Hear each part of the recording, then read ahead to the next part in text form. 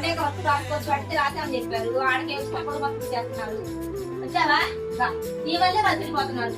మరి అంత కాలం చేతే చెప్పా నేను సండే మీద వస్తువు రాసుకోవచ్చుగా కలిసి రాసామని చెప్పారు. వాళ్ళు వెళ్ళి అక్కడికి బయట ఉంచున్నారు. నేను చేసి వర్క్ చేసే దగ్గర నా పిల్లలు అట్లా ఉంటే నన్ను ఏమంటారు? వర్క్ చేసి అంటారుగా. మీరు వర్క్ రాయకుండా ఏం చేస్తున్నారు? మీరు అలా చేస్తే మమ్మీకి ఉంటుంది కదా, మమ్మీకి సారీ చెప్పండి. అబ్బో ఇంకా తీసుకొని కొట్టాలేమని ఫీల్ అయిపోయాను దాకా భలే భయం చెప్పావు. ప్రతిసారి కొట్టకూడదు, అర్థమయ్యేటట్టు చెప్పాలి. సారీ మీరు మాత్రం వాళ్ళు మాత్రం గొంతు కొట్టకపోతే ఏమీ లేదు. చక్కగా సంవాదం చెప్పండి. మీరు అలా చేయడం వల్ల మమ్మీని వాళ్ళు స్కూల్లో వాళ్ళ పిల్లలే సరి చదవట్లేదని అందరూ అనుకుంటారు కదా, అది తప్పు. నా ప్రామిస్ ఏంటి బాగా ఎత్తుకోండి, అలా చేయనని వెళ్ళి కొంచెం